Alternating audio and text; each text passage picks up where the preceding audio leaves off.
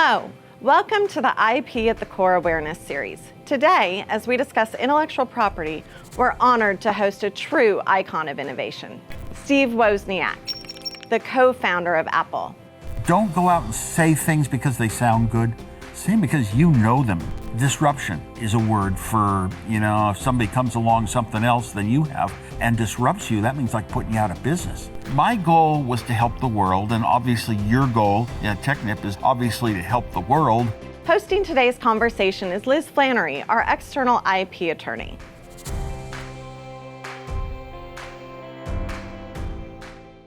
Well, Steve, thank you for chatting with us today. I want to start with a little bit of a sort of a perspective on your career. When I graduated high school, I knew I'd be an engineer, but I did not think engineers designed computers. I wanted to just have my own computer someday, yes, but I didn't think engineers did it. I was so advanced in my abilities. Told my dad in high school I'd have my own computer someday, a 4K computer so I could type programs on it. I'd have my own computer. My goal was to help the world, and obviously your goal, Technip, is obviously to help the world in a very important way, but I wanted to help people have more ability than they had before. Technip Energies has R&D centers across the globe that innovate together. What advice would you have for teams of engineers trying to innovate together in that kind of, particularly in that sort of global environment? Well, to me, working together was always very important. That means cooperating instead of conflicts. If somebody's not like you, they're from a different place in the world. The end user was always so important to me. Make it understandable to the user. That puts the human more important than the technology, and I believe that to this day. And that's interesting. I'm sure that there were instances of this, but can you explain an example, either when you were at Apple or at HP or in any of your experience, where you had a team that, through that teamwork, you all had a breakthrough that really couldn't have happened if you were just kind of working in your own little silos? Yeah, first of all, I was building a computer that was going to be the only successful product of Apple computer for the first 10 years of the company.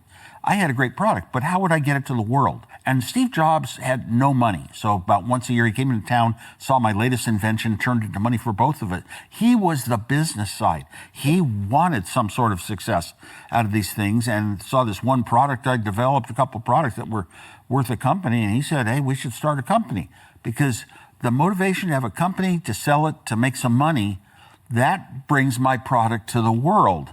And would Steve Jobs have been successful without the great product I had? Probably not, but the two of us together added up to a big solution, and there was a third person. By the way, Steve Jobs, one time I was designing Pong games. I designed Breakout for Atari, but Steve came in and he said, Nolan Bushnell of Atari wants this one-player Pong game. So sometimes it's not necessarily a team that starts, but it's a team that finishes.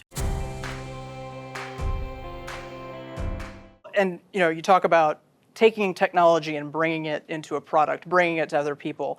There's a strong push in probably most industries today, to monetize innovation and show results quickly. But of course, there's also, some projects have a longer timeline necessarily and are going to need more R&D time. In your experience, how do you balance that? How do you balance the need for, showing results and getting people excited, but then also, following through on those things that need more time to percolate? Yeah, in a lot of places, it's common for engineers to feel that, they're working on things that could go long term. Long term is represented in the capital value of a company. But they're complaining, business side and marketing side, they want to do this and this and this, just get it done quickly and have schedules. And it sort of seems like one side's in it for the quick term. Well, the most important job in the company is CEO. And the CEO's most important job, keep the money going. If we had high profit margins, we could continue forever as a business. That's the role of business. Don't die. And we wouldn't need to keep borrowing money and giving away more and more of our business to people that came in with money. So I like to look at it as a product leading to success and, users owning products. But the long term, when you think about long term, it's better to find, when you work on a product as an engineer, try to be the best engineer in the world. Think of ways that you can be a little more efficient, get a little more out for a little less in, do a better job, and it's going to pay off for your company and for yourself, especially your own motivation. So that gets back to that engineer versus inventor idea again.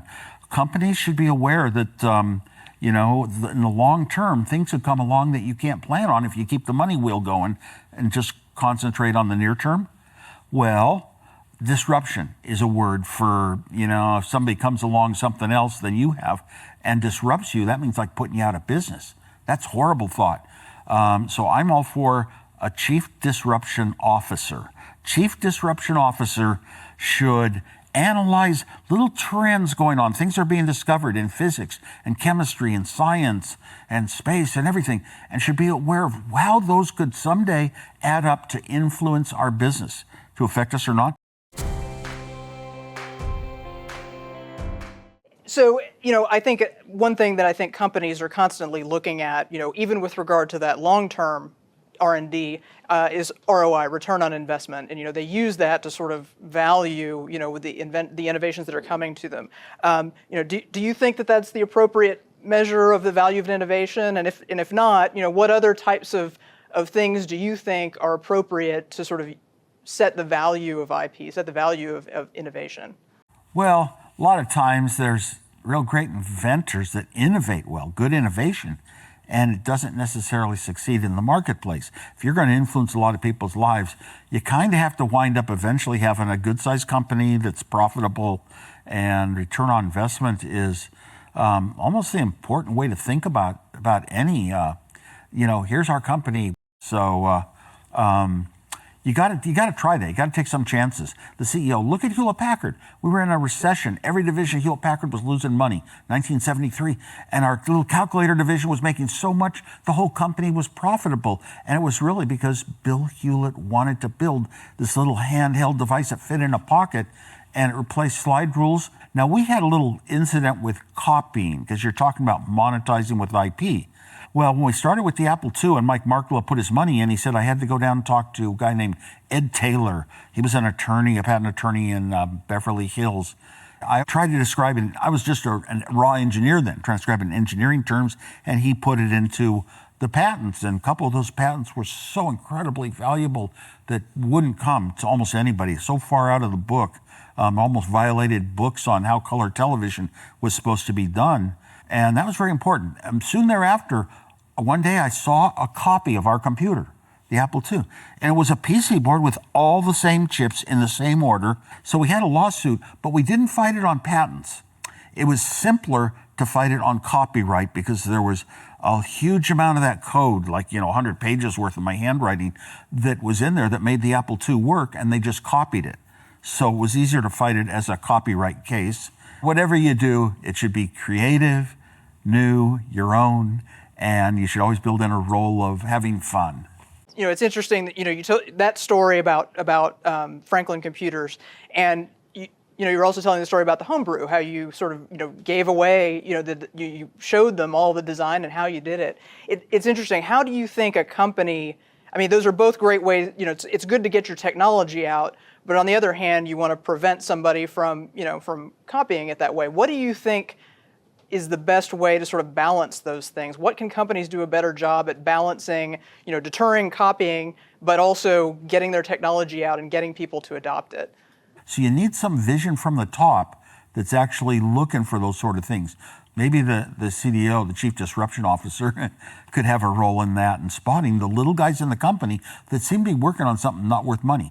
Thinking about it from kind of the opposite side, I think there's sometimes an instance where engineers are working on their problems that they're having to solve for customers, and they think that what they've developed isn't a big deal. They think of it as just sort of routine, throw away, anybody would come up with that. Here at Technip Energies, we're really trying to get engineers to not think that way. We're trying to get them to realize they should engage with IP early and help protect things, even that may seem routine, may turn out to be a big deal.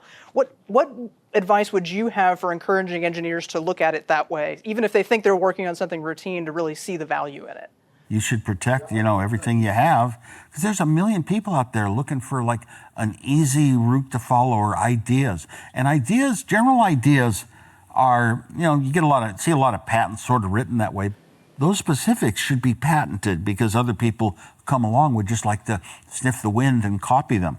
So almost everything you do, little tiny things you don't think are worth that much, could wind up being so valuable to your company. Can you think of an example that you could share with us, again, whether it's at Apple or HP, anytime in your experience, where there was an invention that maybe somebody thought wasn't a big deal at one point, but they really should have realized that it would have been a big deal? That's really a hard one to say. I already talked about my Apple II computer that was all the revenues of Apple for the first 10 years, took us to the Fortune 100. That one was, people didn't, like the big computer company, they didn't think it was worth that much. It just, we really had to pursue it. Specific examples of failed ideas are usually our ideas weren't of that type, failed and then they made it successful. It's usually like we had good ideas and they failed because of marketing mistakes and business mistakes. Like after our Apple II computer, we had the Apple III, and it was so dumb we had to put chips in to disable features people wanted. And marketing told engineering to do that to make one side of the computer, the Apple III, seem a lot better than the Apple II that was selling greatly. Another one was, okay, we saw the Xerox PARC GUI machine with mouse and menus and things, and it cost $50,000. Maybe they bring it down to $20,000. And Steve Jobs was not being an engineer, not knowing the hardware and software of computers, said, we can do it for $1,000.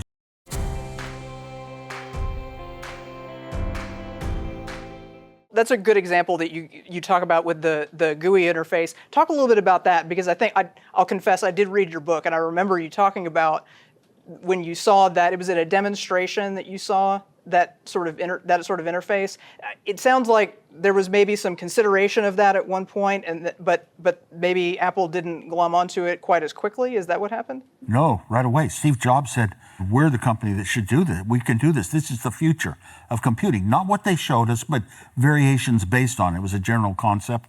And I said, boy, once you get this type of machine, you'll never go back to what was before it. But I didn't think, we're just going to be able to do it right away. And we rushed in, hired a lot of great people out of Xerox PARC that were good about, like educators, academics. What is the relationship of a computer to a human brain? And we hired the best from the East Coast computer companies and the West Coast computer companies, people thought so well. And they developed the Lisa in one building. And it came out so incredibly good. And 7 pieces of software for all the business users. But it cost $10,000. That's like $20,000 today. That's too much for a personal computer. So Steve didn't realize we should have just waited 5 years as the cost of memory comes down, and then shock the world by jumping ahead of the whole world at the right time. We jumped in too soon.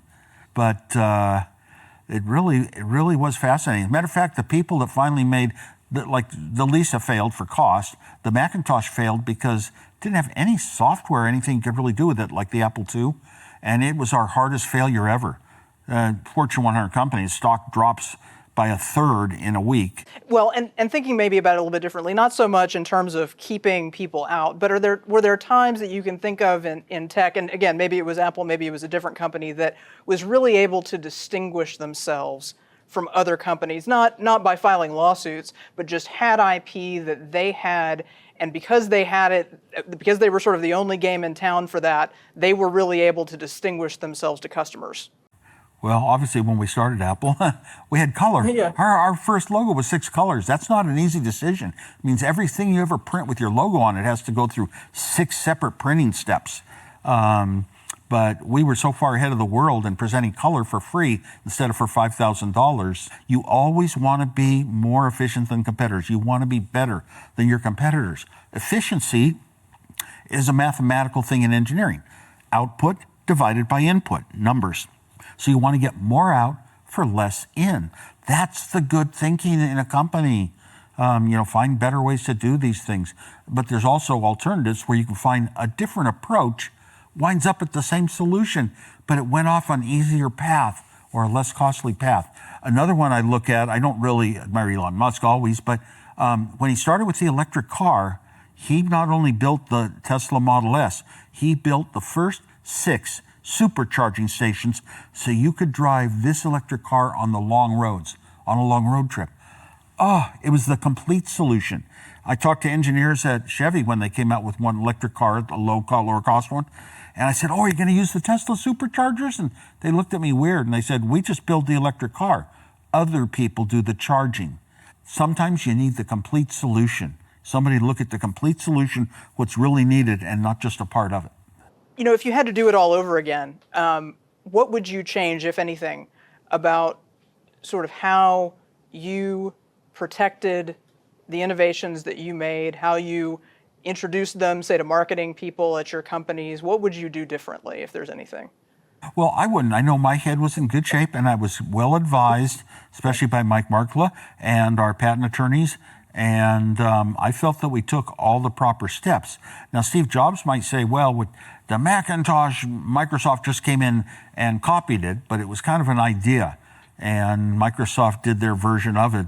Well, I think I want to go over a couple of quick questions, kind of lightning round, just to kind of get a little bit of a sense of you, just in two or three quick sentences on a couple of these. What's your favorite invention? It can be one of yours or somebody else's in computers or not.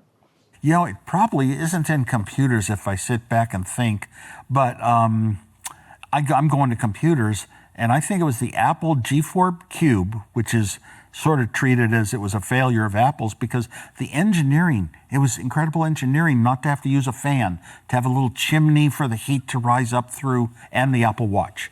Oh, I love the Apple Watch because I can send messages and do all this stuff on it. I generally go to my computer, to the watch, and I skip the phone carrying around and doing all my work on the phone. I just don't do that. Well, if you could invent anything today, anything at all unbound by laws of physics, what would it be? Spam prevention. So, last one. What do you think is the most important quality for an engineer? Actually, honesty. Don't go out and say things because they sound good. Say them because you know them. Everything should be very logical and rational and thought out like science, and come to conclusions, and you have to know it in your own head.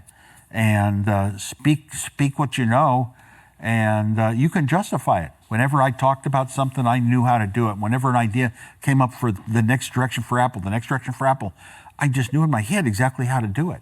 Steve, this has been extremely informative, extremely interesting for me. Thank you so much for giving us time. I'm getting the signal that we need to wrap up. But thank you again. I really appreciate it. Oh, I'm so glad to have been here talking to you. Thank you. Yeah.